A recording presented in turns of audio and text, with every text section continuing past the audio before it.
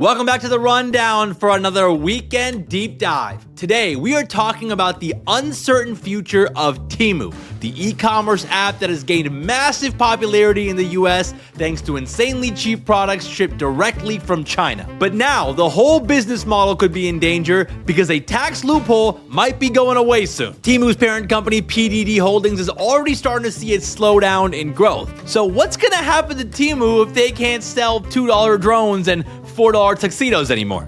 That's what we're talking about today. Let's break it down.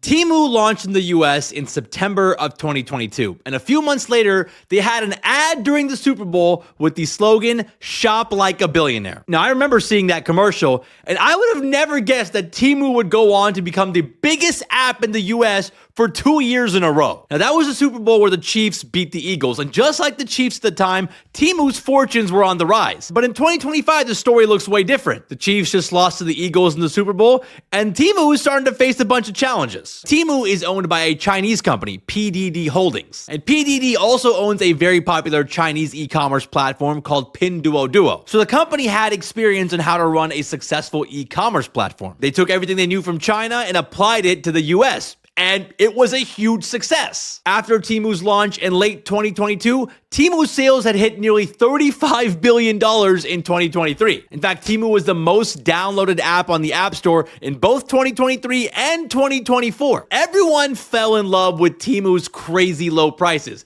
Now, I remember my parents were addicted to it. I mean, my dad still can't believe some of the prices on there. I'm talking steak knives and power tools and dress shirts for like $4. Now, to be fair, most of the stuff on there is junk, and you have to wait like 2 weeks just to get it because the product is coming directly from China.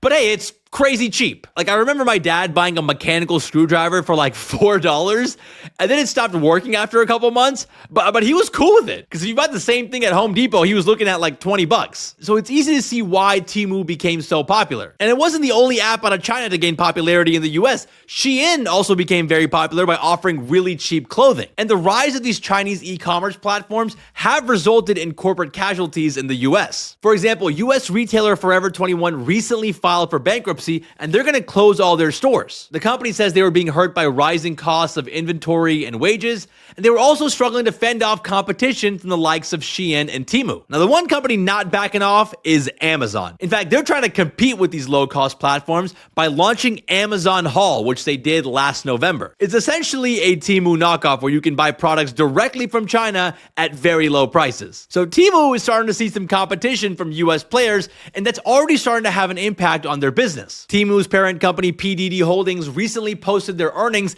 and they had the slowest revenue growth since early 2022. PDD's revenues grew by 24% in Q4. Compare that to 123% growth in sales in the same quarter last year. So PDD's business is starting to slow down a bit. Now, PDD executives have been warning that a slowdown was coming for a while. They highlighted increased competition and external factors as headwinds. And one of the biggest headwinds right now that the company is facing is a tax loophole that might be going away that could completely upend their business model. So let's talk about the biggest challenge the company is about to face: the de minimis loophole going away. So what is the de minimis loophole? I mean, it's a fun word to say, but why is it so important? Well, according to the National Foreign Trade Council, this rule allows any packages with a value of less than $800 to be shipped into the US without having to pay any taxes or duty fees. And it's because of this loophole that Temu has been able to sell $2 yoga pants and still make money, because they're not being taxed or tariffed on any of their products going into the US. And when I say that Temu and Shein really take advantage of this loophole, I got some numbers for you. See, back in 2014, there were about 140 million de minimis shipments coming into the US. In 2024, that number is now almost 10x to 1.3 billion packages. This is according to the White House. And according to Congress, Temu and Shein might account for around 30% of those shipments. So this de minimis loophole is critical for their business, because if it goes away, they're going to have to start paying taxes and tariffs on all the shipments going into the US, which means they're going to have to raise the prices of their products to keep making money. So you can see why these companies are freaking out. The de minimis is going away. In fact, it actually did go away. The Trump administration removed the de minimis loophole back in February, but they ended up temporarily reversing that decision because of the logistical chaos that it caused. When that exception got removed, it required the millions of de minimis packages coming into the US every day to switch to a slower entry procedure, and that caused shipping times to go way up and fees to go way up as well. I mean, you can imagine the logistical nightmare that USPS had to deal with when de minimis was taken away overnight. So the de minimis loophole is still in place for now to give these shipping companies some time to adapt. But at some point, this loophole will be removed again. Trump really wants to get rid of it. He thinks that this rule makes it easier for people to smuggle drugs like fentanyl into the country. And other leaders in the US have said some of these cheap products coming in from China could be dangerous to Americans. So the de minimis era is likely coming to an end pretty soon. And that's going to be a huge problem for Temu. But the company is already working on plans to survive without it.